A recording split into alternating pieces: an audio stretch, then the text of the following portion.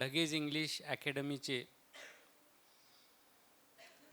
Dhage sir, ज्यांना आम्ही सर्व बडे भाई असं म्हणतो, सध्या भारतामध्ये बडा भाई कोण आहे? मोठा भाई म्हणतात त्यांना, ते म्हणजे अमित शहा. आणि आपल्याकडे बडे भाई कोण आहेत? ह्या दोघांचीच सत्ता फक्त भारतात आहे सध्या.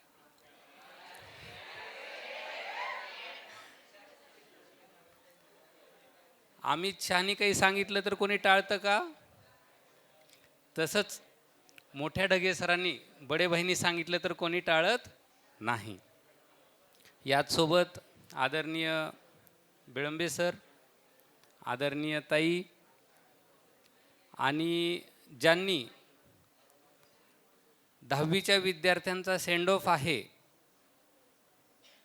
गुलाबजामुन, सामोसे, जिलेबी काहीतरी खायला मिळेल म्हणून मला बोलवलं, असे आमचे मित्र आदरणीय दयानंद पाटील साहेब.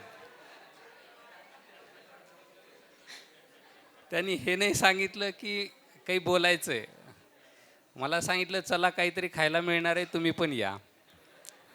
तर बघूयात आता काय. आणि याच सोबत विवेक सर, इथे जमलेले पालक, विद्यार्थी, फोटोग्राफर आणि याच ठिकाणी असलेले आमचे डान्स पार्टनर, आमचे स्वराज, ते सगळ्याच गोष्टीमध्ये ॲग्रेसर आहेत. आम्ही डान्स पार्टनर आहेत सर. ते खूप छान डान्स करतात, मी व्यायाम केल्यासारखा का होईना पण करतो, त्यांच्याकडनं शिकण्याचा प्रयत्न करतो. आणि 10वीला असलेले आपण सर्व विद्यार्थी विद्यार्थिनी, तुम्हाला मी तुमच्यासारख्याच एका विद्यार्थ्याची स्टोरी सांगतो, ती म्हणजे माझी स्वतःची. आता पाटील साहेबांनी सांगितलं की वर्गात सगळ्यात पाठीमागं बसणारा विद्यार्थी किंवा अभ्यास न करणारा विद्यार्थी किंवा अभ्यास नको असणारा विद्यार्थी म्हणजे तुमच्यासारखा. बरोबर ना? बरोबर का नाही? तर मी शाळेमध्ये असताना, 10वीमध्ये असतानाच मला असं वाटलं की आपल्याला शाळा शिकायची, आवाज शाळा शिकायची इथपासनं सुरुवात झाली. कुठनं सुरुवात झाली? शाळा शिकायची. मग त्याच्यानंतर वडिलांनी सांगितलं, अरे फक्त 10वी पास हो आणि शाळा सोडून दे. मग आम्हाला छान वाटलं. स्कीम असतात ना मार्केटमध्ये, तशा आम्हाला स्कीम देत गेले आमचे वडील. मग 10वीची परीक्षा दिली, 9 दिवस अभ्यास केला. किती? आणि मार्क्स पडले 60%, फर्स्ट क्लासमध्ये पास. मग वडिलांनी दुसरी स्कीम दिली, म्हणे तू हुशार आहे. म्हणलं कसं? 9 दिवसात जर 60% पडले तर तू जर 3 महिने अभ्यास केला असतं तर काय झालं असतं? अरे म्हणलं असं पण आहे का? म्हणले तू कॉलेज कर. म्हणलं पण आपलं ठरलं आपल्याला शिकायचं नाही. म्हणले शिकूच नको, फक्त कॉलेजला जा. कॉलेजला जा, बघ कसं असतं कॉलेज. म्हणलं ही स्कीम चांगली आहे. मग कॉलेजला ॲडमिशन घेतलं, 11वी 12वी केली. 11वी 12वीमध्ये कॉमर्स साईडलाच घेतलं ॲडमिशन आणि अकाउंट्समध्ये 100 पैकी 100 मार्क पडले प्री ॲन्युअलमध्ये 12वीत असताना.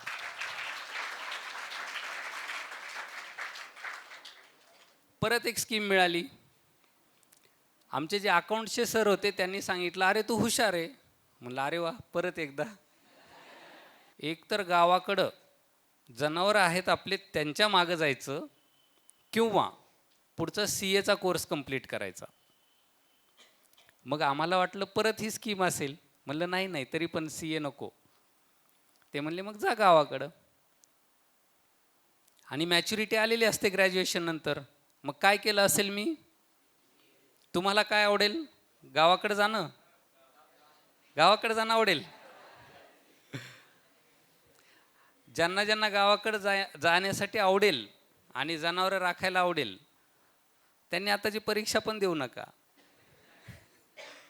बघू आता किती जण देत नाहीत. ठीक आहे. मग त्याच्यानंतर शेवटची स्कीम मिळाली आणि त्या स्कीमनंतर सी एचा अभ्यास सुरू केला. सी एचा अभ्यास सुरू केल्यानंतर सी ए इंटरमिडिएटचा अभ्यास केला. ते इंटरमिडिएटचा अभ्यास केल्यानंतर त्यात काही पहिले 2-3 वेळेस मी काही पास झालो नाही. अवघड असते परीक्षा. मग इंटरमिडिएटचे टोटल 2 ग्रुप असतात. पहिला ग्रुप मी 3 अटेम्प्ट नंतर पास झालो तिसऱ्या अटेम्प्टला, आणि दुसरा ग्रुप मी 3 अटेम्प्ट नंतर तिसऱ्या ग्रुपला पास झालो. म्हणजे टोटल मला किती अटेम्प्ट द्यावे लागले? टोटल 6 अटेम्प्ट द्यावे लागले. आणि 6 अटेम्प्टमध्ये मी काय,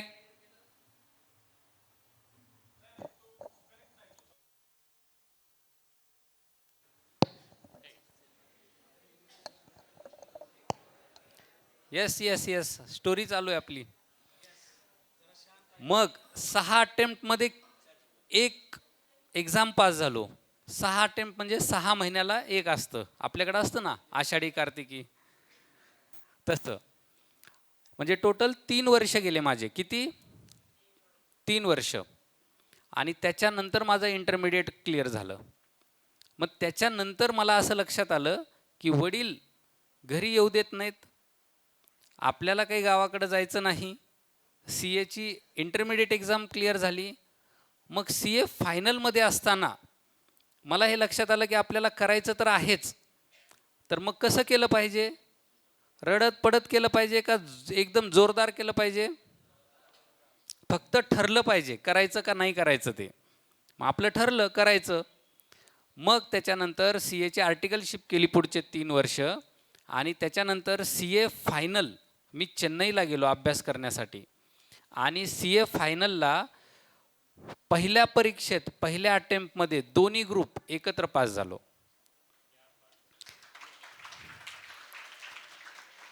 जो की सी ए फायनलचा रिझल्ट आमचा 1.5% लागला होता जेव्हा मी पास झालो.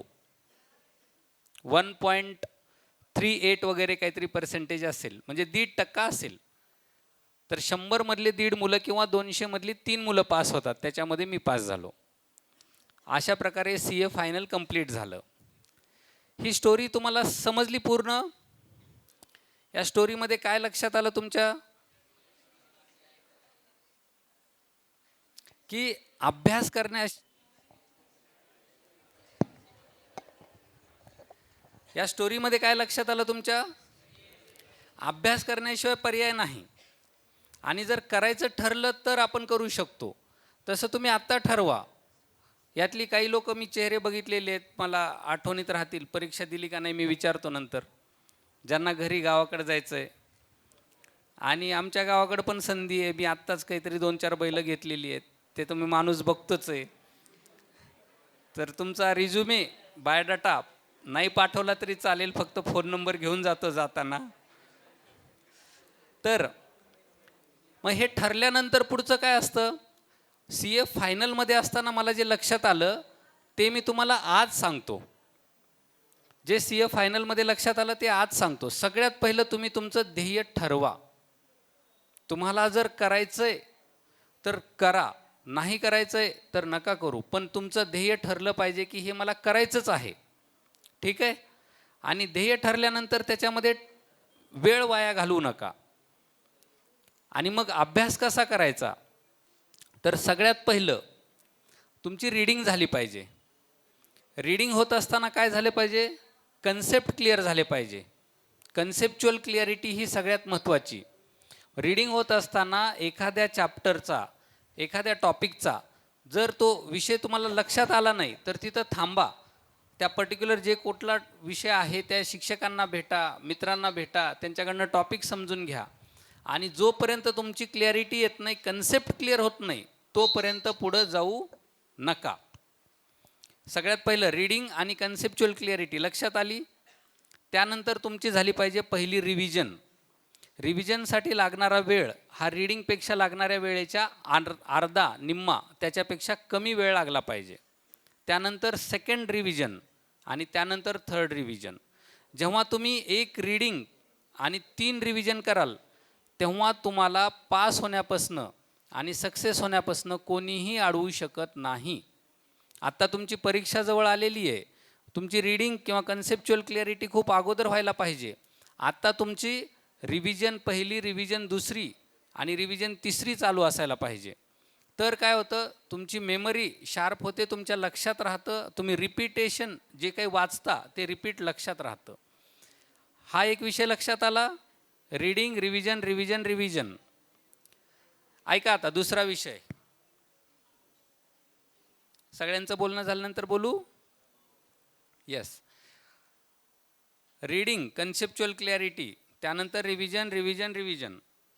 त्यानंतर दुसरा महत्त्वाचा विषय काय, एक्झामच्या 4 दिवस अगोदर तुम्ही थोडंसं रिफ्रेश झाले पाहिजे, थोडंसं रिलॅक्स झाले पाहिजे. कारण जे प्रेशर असतं ते प्रेशर तुमचं परीक्षा जवळ येते तसं हाय लेवलवरती असतं. ते 4 दिवस ते 3 दिवस अगोदर प्रेशर रिलीज करून 50% जास्त तुम्ही ताणतणावात असता कामा नये. कारण तुमचा जर रीडिंग आणि रिव्हिजन झालेले असतील तर तुमच्या गोष्टी लक्षात येणारच आहेत. फक्त ते एक्झाममध्ये लिहिण्यासाठी तुमचं माइंड फ्रेश पाहिजे. म्हणून तुम्ही 3 ते 4 दिवस अगोदर थोडंसं रिलॅक्स झालं पाहिजे. ते रिलॅक्स झाल्याच्या नंतर तुमच्या पहिल्या पेपरचा अभ्यास तुम्ही सुरू करा. 2 दिवस अगोदर पहिल्या पेपरचा अभ्यास सुरू करा. पहिला पेपर चांगला गेला तर तिथनं पुढे येणारा प्रत्येक पेपर तुमचा चांगला जायला सुरू होतो. त्यामुळं रिफ्रेशमेंट झाली की पहिल्या पेपरचा अभ्यास. हे दुसरा, पहिला रीडिंग आणि रिव्हिजन, दुसरं रिलॅक्सेशन आणि तिसरं एक्झाम टेक्निक्स. एक्झामच्या पिरियडमध्ये तुमचे जे काही 8-10 दिवस असतात त्या पिरियडमध्ये लक्ष द्या. इकडं तुम्हाला मार्गदर्शन करायचं आहे, बोलायचं आहे. येस, तुम्हीच या बोलताय.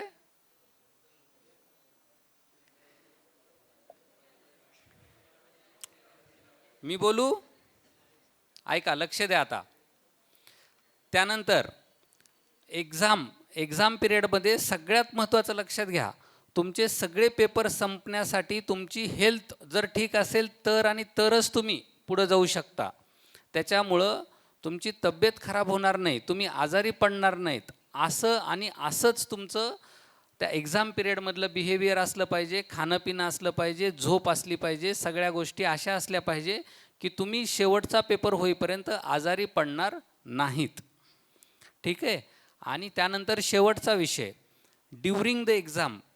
एक्झामसाठी तुम्हाला जो वेळ मिळतो 3 तासाचा किंवा काही पेपरमध्ये कमी जास्त काय जसा असेल तसा, तर त्या पिरियडमध्ये तुमच्या हातात पेपर आल्याबरोबर पहिले 5 मिनिट ते 10 मिनिट तुम्ही सगळी प्रश्नपत्रिका वाचून बघा.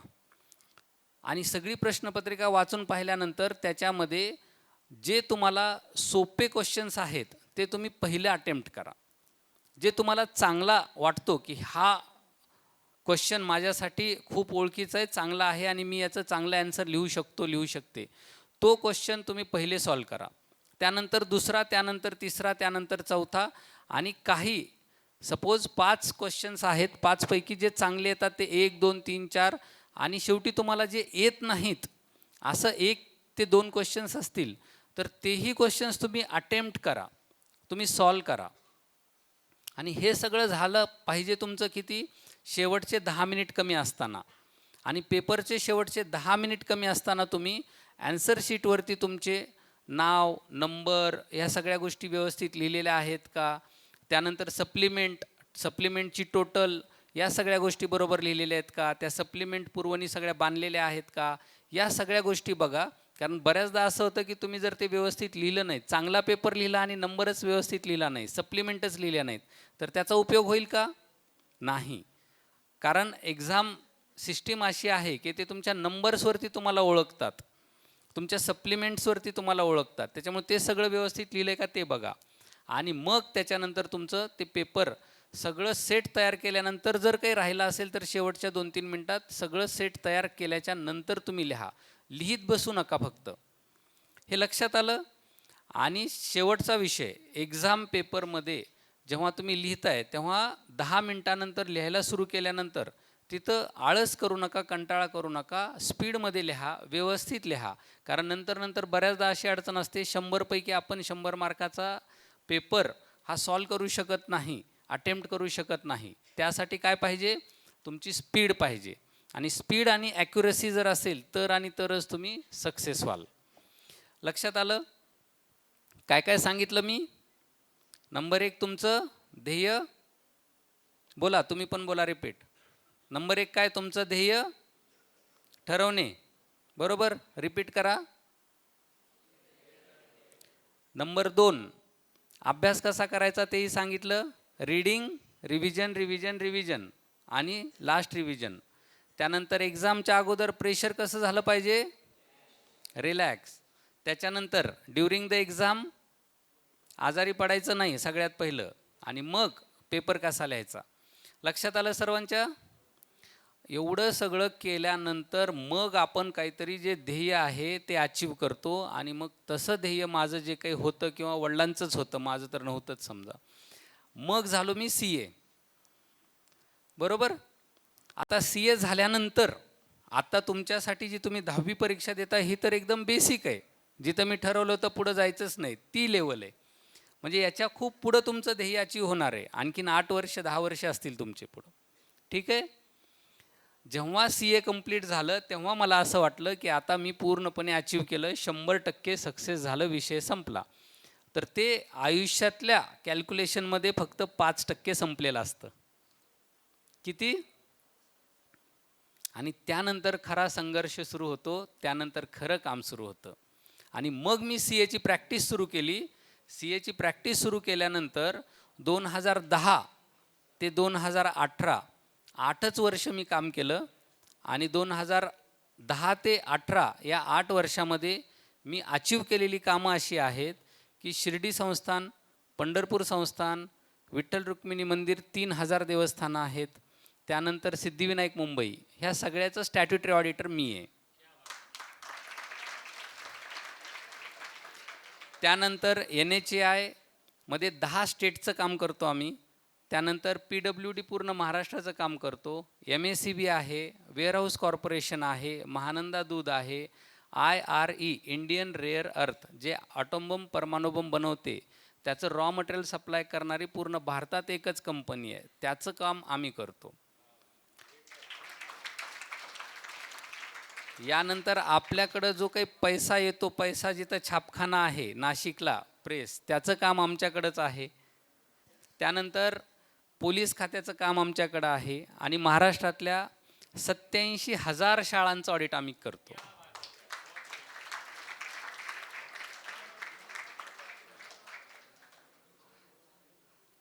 त्यानंतर साखर कारखाने आहेत, बँक आहेत, मल्टीस्टेट कोऑपरेटिव्ह सोसायटीज आहेत, सगळ्या गोष्टी आहेत. स्वामी रामानंद तीर्थ युनिव्हर्सिटीचं ऑडिट आमच्याकडं आहे, शाहू कॉलेजचं ऑडिट आमच्याकडं आहे, सगळंच काम आमच्याकडं आहे, मॅक्झिमम काम आमच्याकडं आहे. आणि मग या सगळ्या अचिव्हमेंट नंतर पूर्ण भारतामध्ये जेव्हा रँकिंग येते तेव्हा पहिल्या 64मध्ये आम्ही येत होतो. आता पूर्ण भारतामध्ये जी 1 नंबरची फर्म आहे त्या फर्मचे असोसिएट पार्टनर आम्ही आहेत. म्हणजे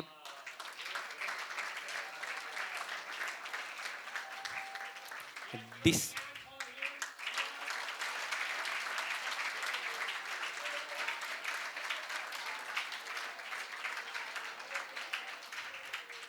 8 डिसेंबर 2025मध्ये आमचा MOU साईन झाला. आणि भारतामध्ये जी सगळ्यात मोठी CA फर्म आहे, जी इंडियन CA फर्म आहे, त्या इंडियन CA फर्मचे आम्ही असोसिएट पार्टनर आहेत. त्याच्यामुळे आता पूर्ण भारतात टॉपमध्ये आम्हीच आहेत.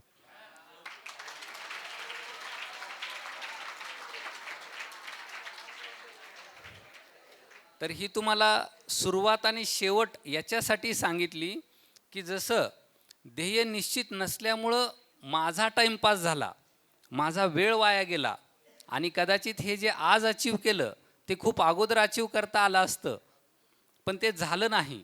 तसं तुमच्या बाबतीत होऊ नये, तुमचा वेळ वाया जाऊ नये. त्यामुळे तुम्ही सर्वांनी ध्येय निश्चित करा, खूप अभ्यास करा. आणि अभ्यास करत असताना तुम्ही आजारी पडता कामा नये. कारण माझ्या CA फायनलच्या 8 पेपरमध्ये 7व्या पेपरला मी आजारी पडलो होतो.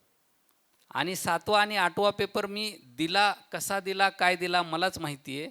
कारण मला येत सगळंच होतं, पण आजारी पडलं आणि मी जर तिथं जाऊच शकलो नाही तर माझ्या येण्याचा काही अर्थ आहे का?